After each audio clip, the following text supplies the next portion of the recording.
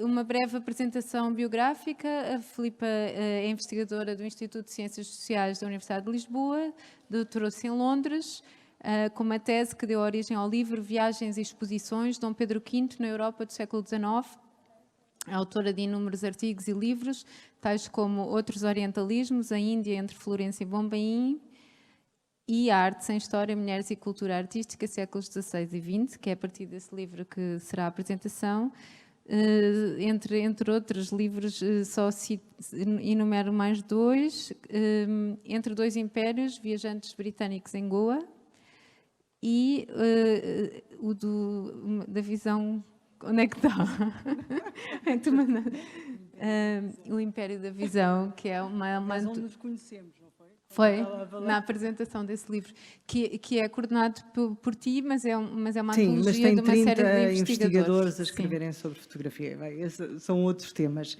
Mas então, hoje... E eu agora vou para ali. Muito bem, obrigada, Marta. Obrigada obrigada à Marta Lança por este convite e às pessoas que trabalham aqui no MAT e às minhas colegas e amiga Ana Gandum e à Daniela. Gostei muito também da apresentação delas. E eu hoje venho falar-vos sobre este livro que saiu em 2012 e que está desde há um mês também disponível gratuitamente, porque como é tão mal distribuído, eu resolvi, com a autorização da editora, é claro, também disponibilizá-lo, mas é sobre ele que eu vou falar. Mas vou só começar por dizer porque é que eu escrevi este livro, que curiosamente foi o único livro que eu escrevi completamente à margem do meu trabalho de investigação ou de bolsas de doutoramento. Quer dizer, foi um livro que eu escrevi quase ao longo de muitos anos e nas horas livres, porque não fazia de facto parte dos meus temas oficiais. Em 2004 convidaram-me para fazer um curso de 15 horas em Serralves. Eu podia escolher o tema que quisesse, 3 horas por dia, um curso intensivo. E eu pensei, bem, posso ir para a coisa mais fácil, não é? Que é ir falar sobre as coisas sobre as quais já trabalhei, já li. Ou então vou falar sobre um tema que me interessa muito, sobre o qual nada sei, mas que tenho a consciência de que nada sei e vontade de saber. E esse tema era o das mulheres artistas. Eu tinha feito uma licenciatura em Portugal, na Nova, em História, variante História da Arte. Na altura não havia História da Arte, como curso independente. E durante 4 anos eu não reparei que nunca estudei uma mulher artista, uma abordagem feminina às artes. Em todas as minhas disciplinas de História ou de História da Arte, esse não era um assunto. E eu, apesar de pensar, acreditava eu, que tinha uma consciência feminista, desde o início da adolescência, obviamente a minha consciência feminista não foi suficiente para reparar que a minha educação, quer ao nível do ensino secundário, quer na universidade, tinha uma total ausência de mulheres, quer enquanto objeto, quer enquanto... quer dizer, nem na arte, nem na história. E foi também com essa consciência dessa minha ignorância, que eu, depois de fazer este curso em Serralves e de ler muito sobre o assunto, que é uma coisa que eu não tinha nem lido, nem estudado, pensei, bem, ou escrevo, ou começo a escrever agora sobre isto, ou nunca mais o faço na vida, e no fundo foi assim que este livro nasceu. E agora, não, isto começa aqui. Bem, esta foi a fotografia que eu escolhi para a capa, é uma fotografia de mais ou menos de 1900, uma cidade de província em Inglaterra, e como começou a acontecer em muitos lugares do mundo, mas sobretudo na Europa e nos Estados Unidos, espaços em que mulheres podiam aprender a pintar e onde, neste caso, a musa, portanto, a pessoa que era pintada, o modelo, era um homem.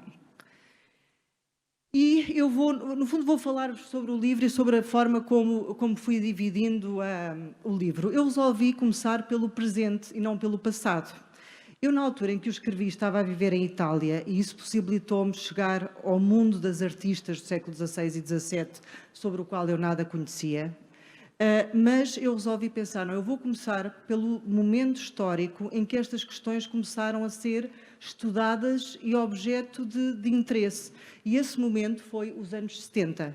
E podemos imaginar porque é que foi nos anos 70. Foi nos anos 70 porque todo o contexto político e de ativismo feminista também teve um impacto na academia. Foi nos anos 70 porque foi nessa década que mais mulheres entraram também na academia, em muitos lugares do mundo, e foram essas mulheres, a partir de lugares também de poder e de conhecimento, portanto, professoras universitárias, diretoras de museus, etc., foram essas mulheres que começaram a olhar para o passado e para a sua própria formação e a pensar, mas espera aí, onde é que estão as mulheres? E eu vou começar aqui por mostrar a Linda Nochlin, que morreu há pouco tempo. A Linda Nochlin era uma historiadora de arte, na altura, uma jovem historiadora de arte, na Califórnia, e ela, aqui pintada pela Alice Neal, também nos anos 70, com uma das suas filhas, e a Linda Nochlin, em 1971, publica um artigo que só há pouco tempo é que foi traduzido para português, no Brasil, como muitas vezes acontece, e nós sabemos, os textos feministas são traduzidos primeiro no Brasil e só depois em Portugal. E a Linda Nochlin faz uma pergunta irónica, que foi a de porquê que não houve grandes mulheres artistas. E a resposta dela é: o que é surpreendente é que tenham existido tantas grandes mulheres artistas, porque tendo em conta todos os limites à sua criatividade e à produção artística, como é que é possível que desde o século XVI haja mulheres artísticas a trabalhar profissionalmente? Até ela faz esta pergunta irónica e que, curiosamente, na coleção, não sei se sabem, a diretora da Dior nos últimos anos é uma assumidamente feminista e fez uma coleção. Claro que o preço da t-shirt, que é mais ou menos 700 e tal dólares, é mais questionável, mas ela pôs a frase da Linda Nochlin nesta t-shirt, além de outras frases feministas. E a Linda Nochlin e a Anna Sutherland Harris juntaram-se para fazer esta exposição, que eu considero que foi uma exposição que foi muito importante porque foi a primeira vez que na história da arte já tinham sido feitas exposições e livros sobre mulheres artistas até no século XIX, mas ter ido, como elas foram, às caves do Louvre, da National Gallery, de todos os grandes museus norte-americanos e europeus à procura das mulheres artistas, dos Uffizi, etc., isso nunca tinha sido feito. E, de repente, sai este livro, é feita esta exposição, que circula por vários espaços nos Estados Unidos, e, para grande surpresa de um público, mesmo um público culto, que conhecia toda esta narrativa, este cânon da história da arte, mas que depois não conhecia estes nomes que de repente se encaixavam no Renascimento, no Maneirismo, no Barroco e por aí fora. Portanto, esta narrativa da história da arte não tinha estas mulheres incluídas. É preciso ver que a partir daqui, quer dizer, as abordagens feministas à história da arte também vieram questionar este exercício, que é, mas a própria Linda Nochlin já fez isso, que é: não serve, não chega nós estarmos a pegar nestas mulheres todas e a colocá-las no cânon da história da arte de há não sei quantos séculos. O que nós temos que fazer é questionar esse cânon e perguntar: espera aí, mas porquê é que os historiadores da arte em Paris, em Londres, em Nova Iorque, no século XIX, XX, não estudaram as mulheres? Porquê é que a crítica da arte escreveu sobre as mulheres no século XIX de uma forma diferente da dos homens? Porquê é que o Vasari, o Giorgio Vasari, no século XVI, tem muito mais mulheres no seu livro Vidas de Artistas do que um livro que era a minha Bíblia nos anos 90, que era o livro mais barato sobre história da arte que se vendia em Portugal, vendido pela Gulbenkian. No Janssen não tinha uma única mulher artista.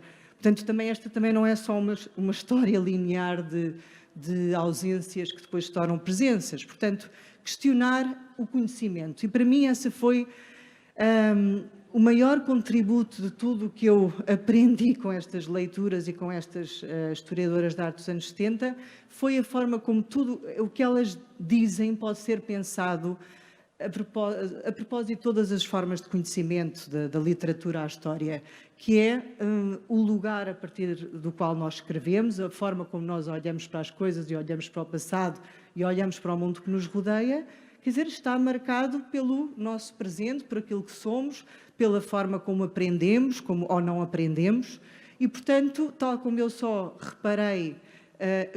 não reparei que nunca estudei uma mulher artista e não me ocorreu, mas espera aí, não existem ou será que eu não as estou a estudar por outras razões? Bem, entre muitas pintoras, esta foi uma delas, esteve numa exposição há um ano em Madrid, pela primeira vez no Prado, portanto, vale a pena pensar que só agora, nos últimos anos e mesmo agora num presente muito recente, é que estas pintoras estão a tornar mais conhecidas para, digamos, num mundo de museus mais mainstream, que não são pequenos museus e pequenos livros mais marginais. Portanto, a Sofronis Benguissola e a Lavínia Fontana estiveram no Prado há um ano e daqui a uma semana abre na National Gallery pela primeira vez uma grande exposição da Artemisia Gentileschi, uma pintora do século XVII italiana. Em Portugal e em muitos outros lugares do mundo também vão acontecendo manifestações mais ou menos marginais desta força e deste cruzamento entre conhecimento, academia e ativismo que acontece em vários lugares no mundo nos anos 70. Não é por acaso também que abre em Lisboa, em 77, uma exposição chamada Mulheres Artistas, mas não esqueçamos, e a Marta referiu as mulheres do meu país, da Maria Lamas. A Maria Lamas, que em 47 organiza, tem este gesto transgressivo de organizar uma exposição de livros escritos por mulheres em todo o mundo, que é fechada e que serve como desculpa para acabar com o Conselho Nacional das Mulheres Portuguesas. Noutros lugares, nos anos 80, vão-se organizando exposições e a mim interessa-me sempre esta genealogia do presente. Portanto, agora, se calhar falamos muito mais nisto, há muito mais exposições sobre mulheres, mas esta é uma história com um passado. Nos anos 70, além destas perguntas e além desta produção de conhecimento, há outros dois fenómenos simultâneos e que se cruzam no mundo das artes.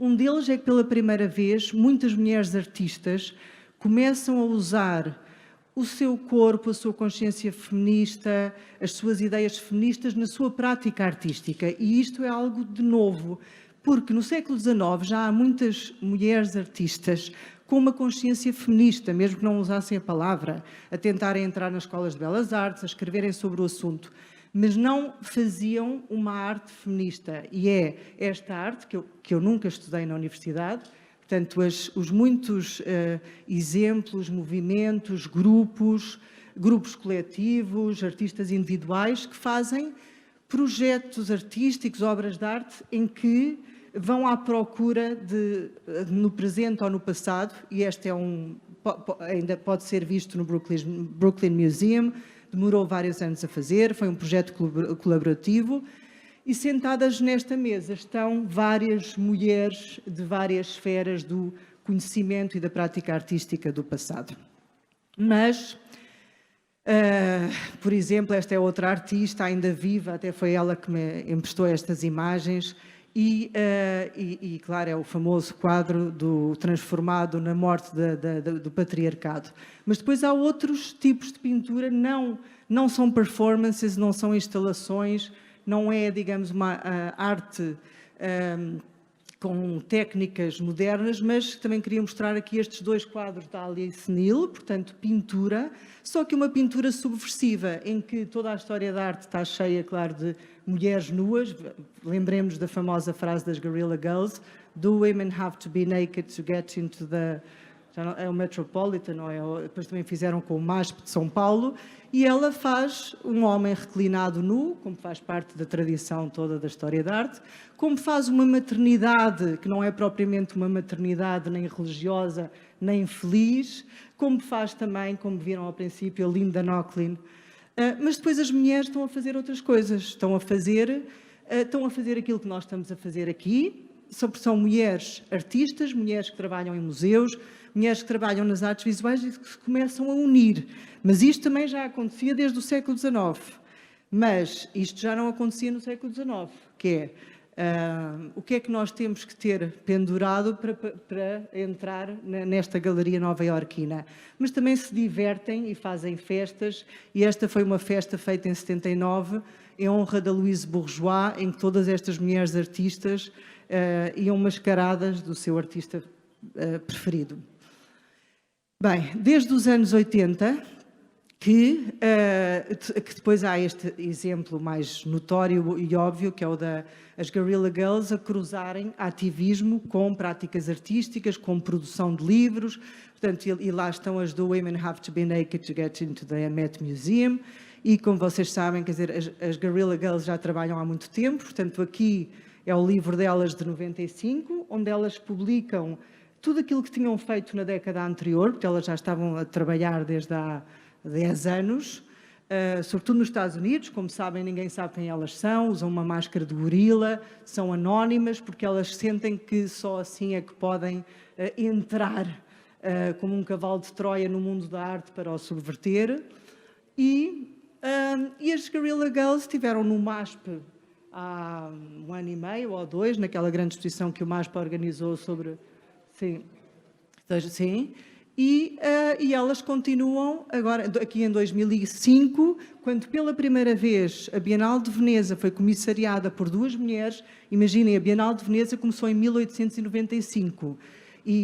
Quando vamos ver, bem, mas isso é outro assunto que eu também tenho no meu livro, quando vamos ver a participação de mulheres portuguesas na Bienal de Veneza,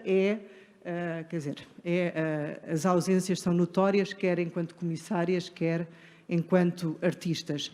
E as Guerrilla Girls vão dizê-lo, mas o que às vezes é surpreendente é como isto já é dito há tanto tempo, mas ainda há tantas pessoas que ignoram ou que não se sentem interpeladas por estas questões. Mas pronto, a partir dos anos 70, 80, 90, são inúmeros os livros que começam a sair, e já há livros a pensar sobre o passado.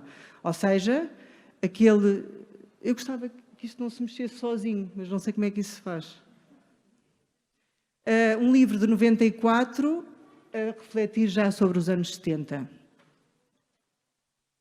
Aqui o quadro da Paula Rego, a servir de capa a um livro que já entra numa outra categoria. É um livro que se vendeu desde 94 e continua a ser reeditado e reeditado e que está em todas as livrarias americanas ou inglesas, portanto um livro barato, em que estes temas começam a tornar-se mais presentes.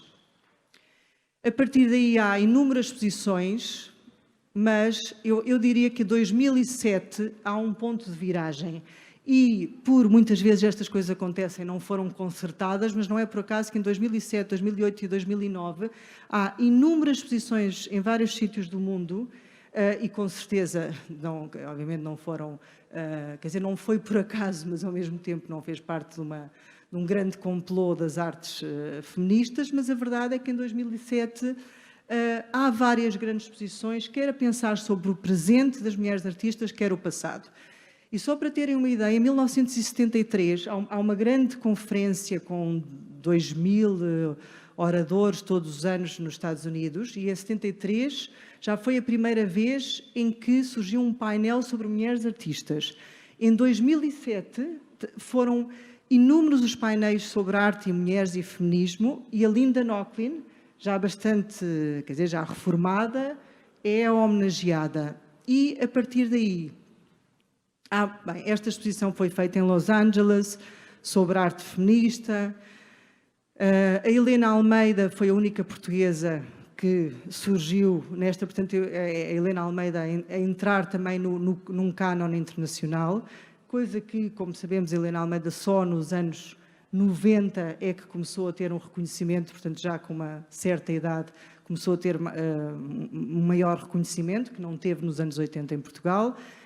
Em Nova Iorque, no Brooklyn Museum, é feita uma exposição em que também acompanha a própria evolução do pensamento feminista nas últimas décadas, de um pensamento muito branco, eurocêntrico, norte-americanocêntrico, para um feminismo muito mais globalizado, em que as práticas artísticas são pensadas num mundo mais alargado e mais globalizado, e esta exposição foi um marco nessa tendência. Espera aí, não há só artistas em Londres e Nova Iorque, mas Índia, Brasil, África, e pronto, eu acho que tudo aquilo que estamos a viver hoje, em termos no mundo artístico, de interesse por uma maior multiplicidade, diversidade de género, étnica e de espaços geográficos, claro que já tem alguns anos de pensamento. Esta, por exemplo, eu acho um excelente exemplo de uma exposição que teve lugar em Lisboa, uma exposição excepcional sobre mulheres indianas analfabetas que formaram uma cooperativa e faziam estas pinturas que cantavam de aldeia em aldeia e assim sustentavam as suas famílias.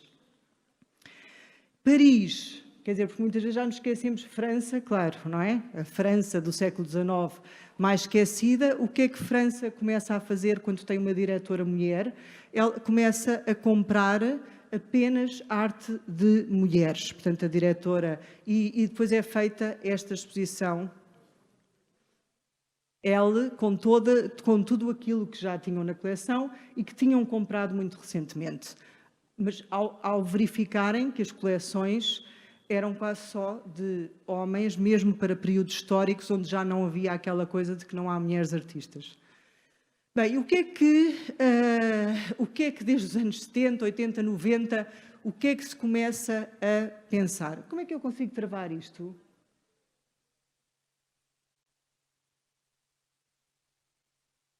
Está bem. Está bem. Obrigada. Bem, esta é a ideia dos limites, portanto, e voltamos à pergunta da Linda Nochlin. Como é que é possível que haja tantas mulheres artistas desde o século XVI, artistas? Estamos a pensar numa ideia tradicional de artista, no sentido em que com assinatura, a fazer parte de um mercado artístico em que a originalidade e a identidade única é valorizada. Portanto, obstáculos no acesso à educação, é aquilo que as historiadoras de arte começam a verificar, não é? As mulheres não podiam fazer parte de academias, não é por acaso quase todas as artistas são filhas de homens artistas, portanto tinham acesso ao ateliê dos pais. Obstáculos à mobilidade, à independência e à liberdade, e vamos à palavra liberdade. Obstáculos familiares e subjetivos, como são os limites domésticos, como são os conjugais, os tais onde é difícil definir fronteiras e identificar razões, ainda hoje, como é óbvio. E depois aquele que muitas vezes é mais significativo do que todos os outros, que não são os limites no passado, mas os limites no presente. Ou seja, há muitas mulheres artistas, mas no presente eu não as estudei, não estão nos livros, não estão nas exposições, não são escolhidos pelas críticas de arte, não são restaurados, não são expostos. E, portanto, esse círculo vicioso de invisibilidades faz com que é o próprio campo que reflete sobre, que cria esses obstáculos e limites. E aqui vou-vos só dar alguns exemplos, para também relembrarmos-nos de que isto não, quer dizer, tem uma longa história.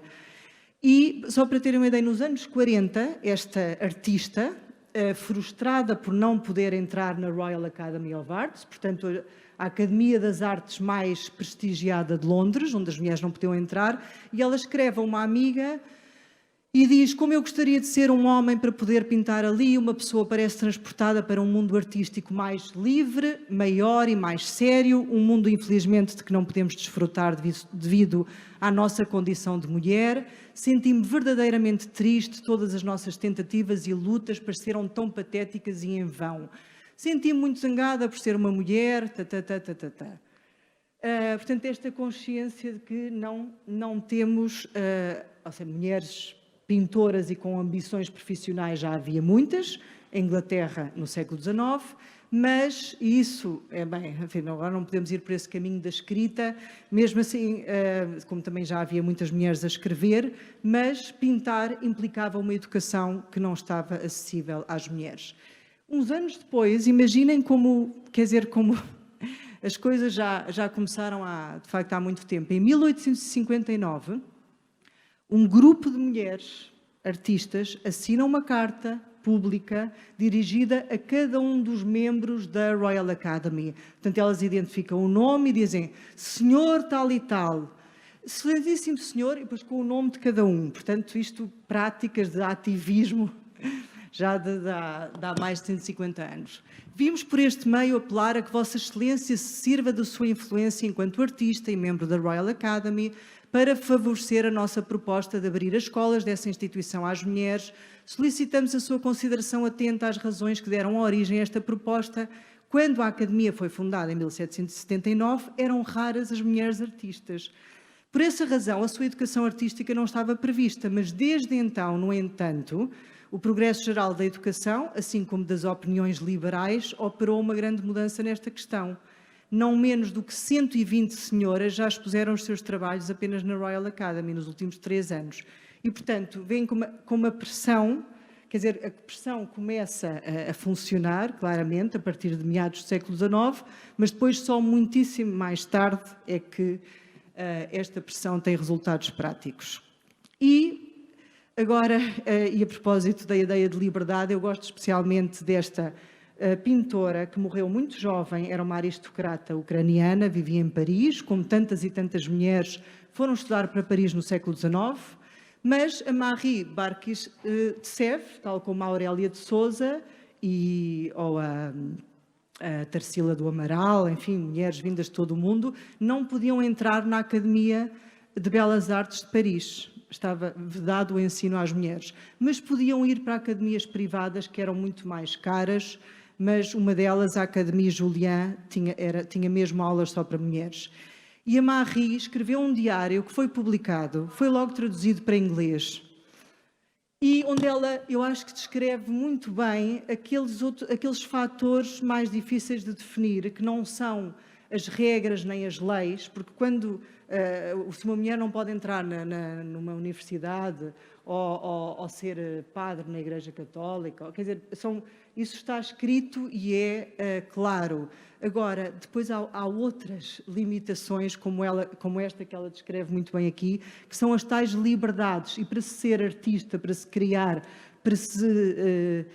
para uma pessoa se poder desenvolver em todas as suas possibilidades, quer dizer, aí o facto de ser um homem ou uma mulher já tinha e, podemos dizer, continua a ter, a ser determinante nesse caminho. E quando ela diz, aquilo que eu desejaria era a liberdade de andar por aí sozinha, porque uma mulher nos anos, em meados da segunda metade do século XIX, em Paris, não podia andar sozinha a não ser que fosse uma prostituta. E, como sabemos, grande parte da literatura francesa desse período descreve essas mulheres que deambulam pela cidade, mas não é acessível a todas.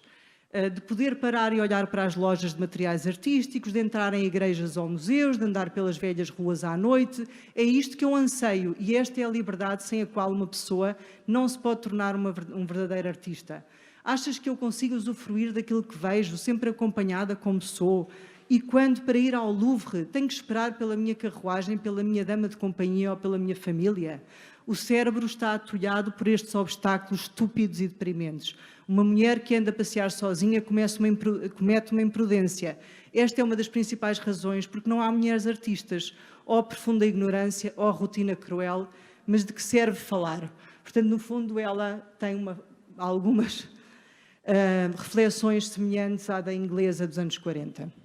E aqui eu dou-vos um exemplo português dos tais limites e obstáculos que são mais os tais difíceis de definir e que no presente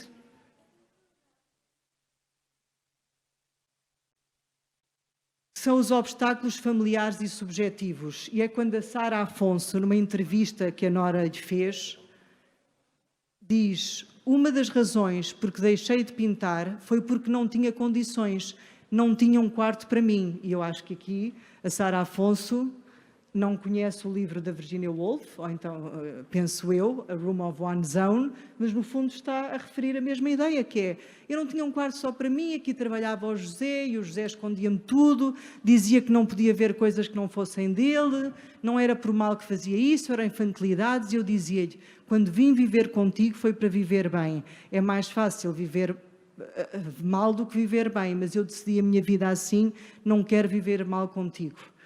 E esta frase subtil descreve aquilo que são estas negociações contínuas que muitas vezes são feitas no espaço familiar, no espaço de casal, sobretudo quando há filhos e é preciso, e quando o trabalho se tem que lutar por um espaço de trabalho. E claro, ou seja, o dentro de casa e o fora de casa têm relação entre si. Enfim, depois, este é o outro capítulo sobre o qual eu não me vou alargar, mas que é muito... quando nos anos 70 as historiadoras de arte começam a encontrar aquilo que todas estas pintoras têm em comum desde o século XVI até ao XVIII ou XIX, que são filhas de artistas, são privilegiadas no facto de não é um talento, não nascem e olha que maravilha, são brilhantes e de repente começam a pintar. Não, quer dizer, o que as abordagens feministas à história da arte vêm demonstrar é que não há génios nem talentos se eles não tiverem a oportunidade de se desenvolver. E todas as condições em que nós crescemos são determinantes para esse caminho. Portanto, claro, as filhas de artistas, quando eram muito boas, o seu talento surgia no ateliê dos pais. E não é por acaso também que quase todas estas mulheres artistas são filhas de pais extraordinários, no sentido em que incentivaram as filhas a trabalhar e valorizaram os seus percursos. E a Artemisia Gentileschi é um caso absolutamente extraordinário de uma pintora que é filha de um artista. Enfim, agora, claro, é difícil viajar, é difícil, mas a Artemisia também tem a coragem, é violada por um professor e tem a coragem de fazer uma queixa em Roma no século XVII, portanto também se tornou conhecida por isso. Mas, mais uma vez, vemos o que é que também se começa a encontrar. É que estas mulheres pintam quase sempre, pintam-se a si próprias, pintam mais mulheres do que homens, não pintam grande pintura histórica nem de igrejas. E porquê? Porque, claro, era menos provável que uma mulher fosse comissariada pelo Vaticano ou por uma igreja para ir pintar em cima de andaimes e dirigir um grande grupo de homens. Portanto, era muito mais provável que estas mulheres trabalhassem num espaço privado, que se pintassem a si próprias, e não é por acaso que há tantos autorretratos de mulheres pintoras desde o século XVI. Depois, Itália era o grande centro de pintura, mas a partir do século XVIII começam a surgir muitas pintoras, e chama aqui a atenção para este quadro que está em Lisboa, da Elisabeth Vigée-Lebrun, uma pintora francesa que se tornou muito popular, viajou por toda a Europa a pintar a aristocracia e mulheres músicas como a Luísa Todi, e a viverem do seu trabalho, mas a Elisabeth Vigée-Lebrun também é filha de um pintor.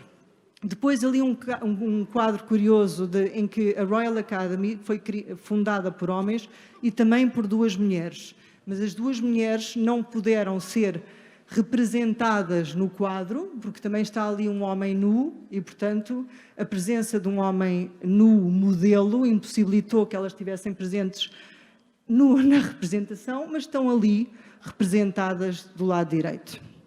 A Angelica Kauffmann e a Moser.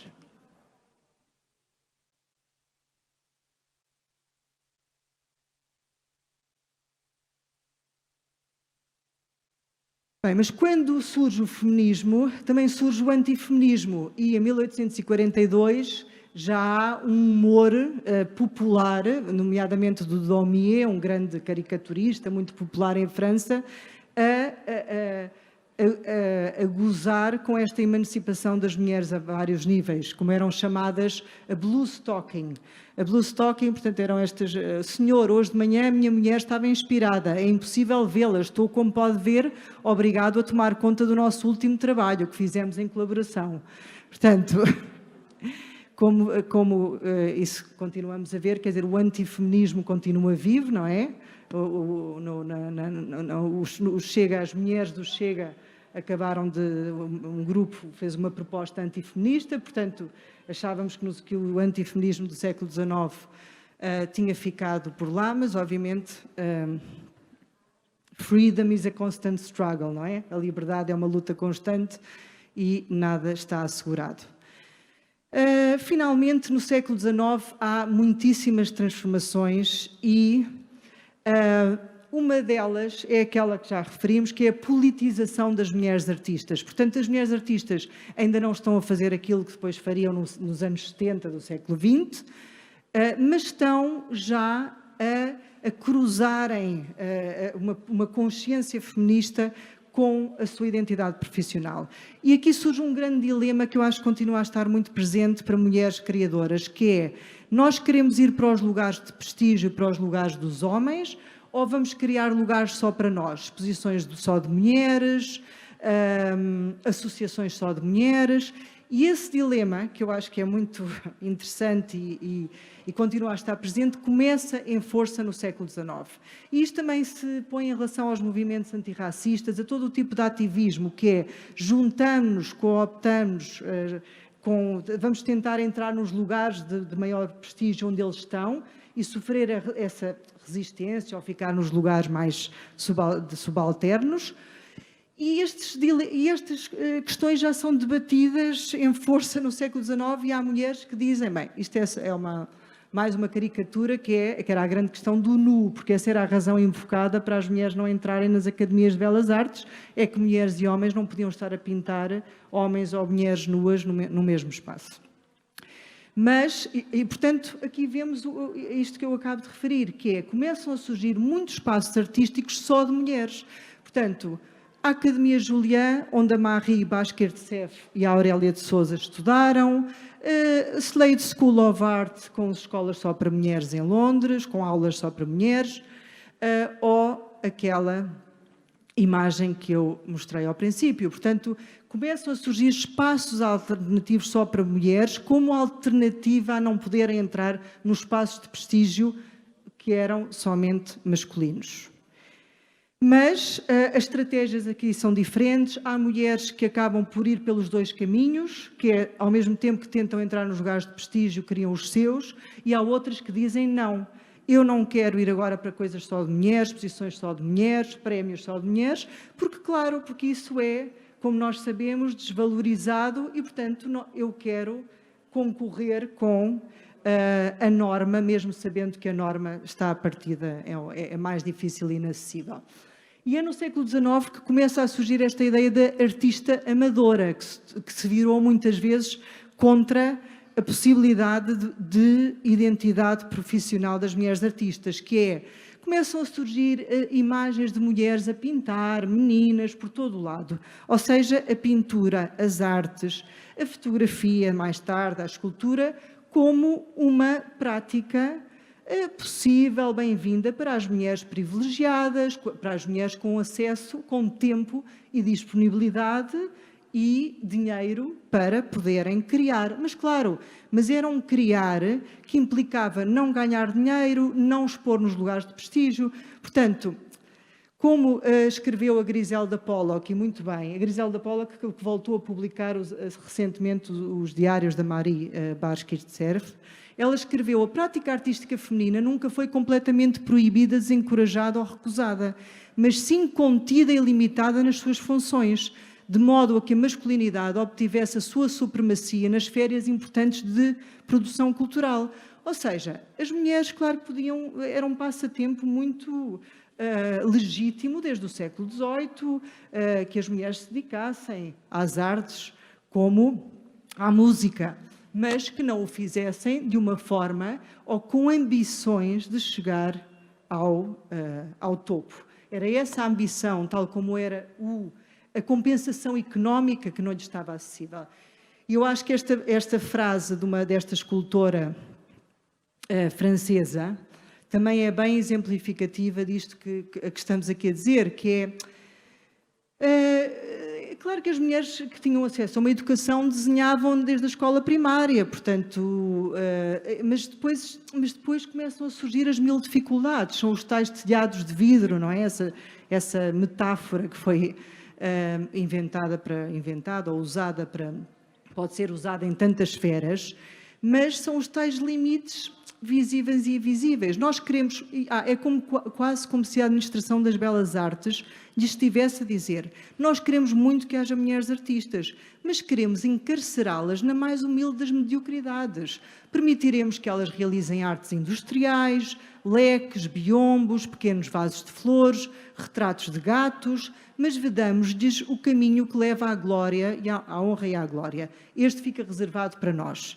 E isto continuou a ser a própria Sara Afonso e muitas mulheres artistas, por exemplo, que quando já era possível entrarem na Academia de Belas Artes, em Lisboa, nos anos 30, descrevem isto. Sim, havia lá mulheres, mas os professores não nos levavam tão a sério. Depois, quando casavam, e sobretudo quando casavam com outros artistas, tinham muito mais dificuldade em levar a sua carreira a sério. Eram mal vistas por aquilo que faziam, etc. Bem, outra ideia muito, muito presente na crítica do século XIX, em várias línguas e em jornais,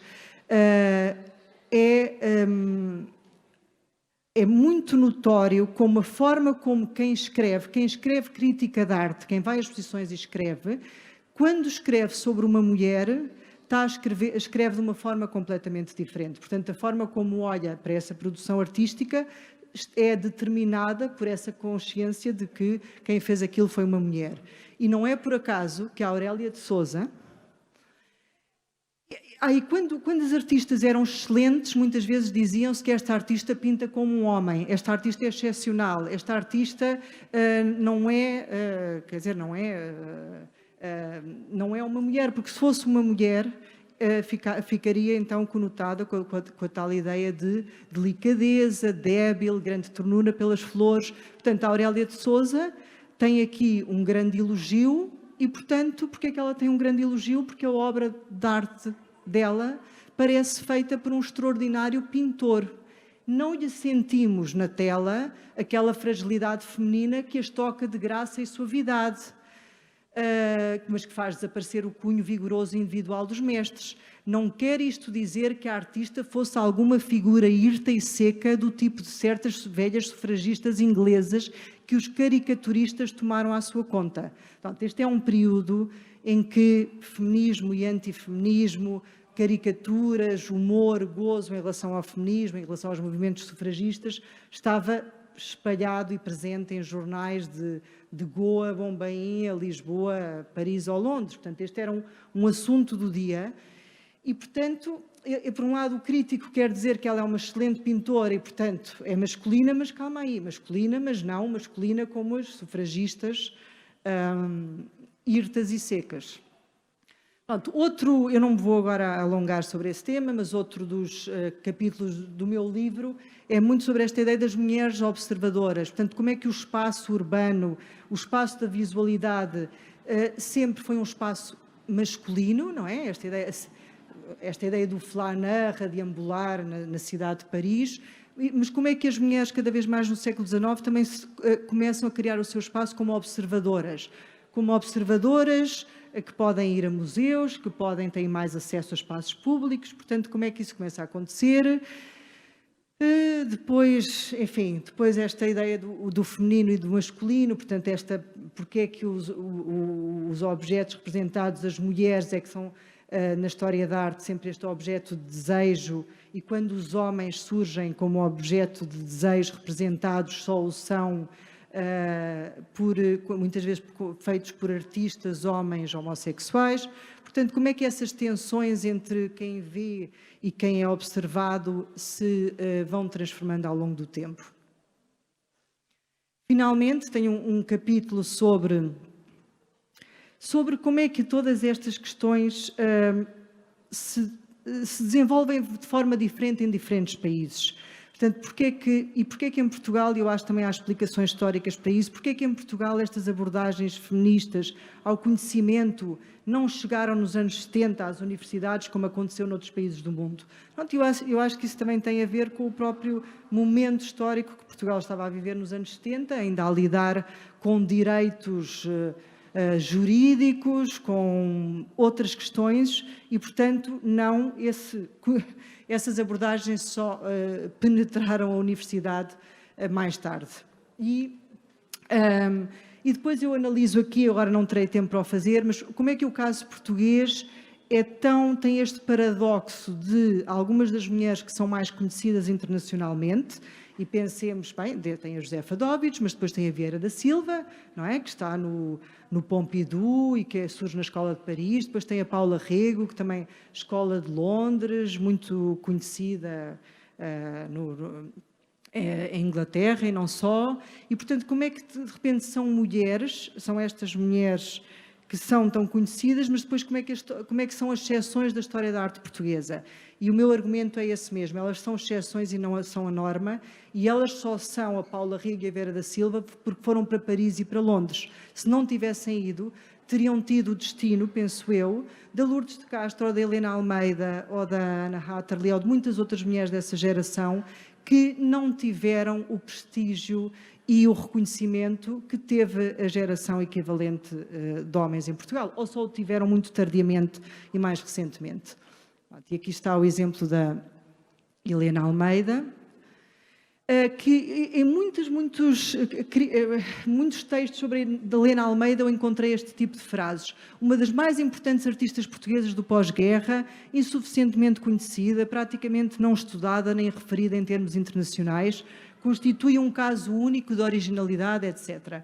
Mas muitas vezes o que estes críticos ou historiadores de arte depois não fazem é a pergunta seguinte, que é porquê? Porquê é que estas mulheres não foram suficientemente reconhecidas? E eu acabei aqui o meu livro. Eu acho que se o tivesse escrito agora seria um livro muito diferente. Eu própria também mudei, desde que o escrevi há mais de 10 anos.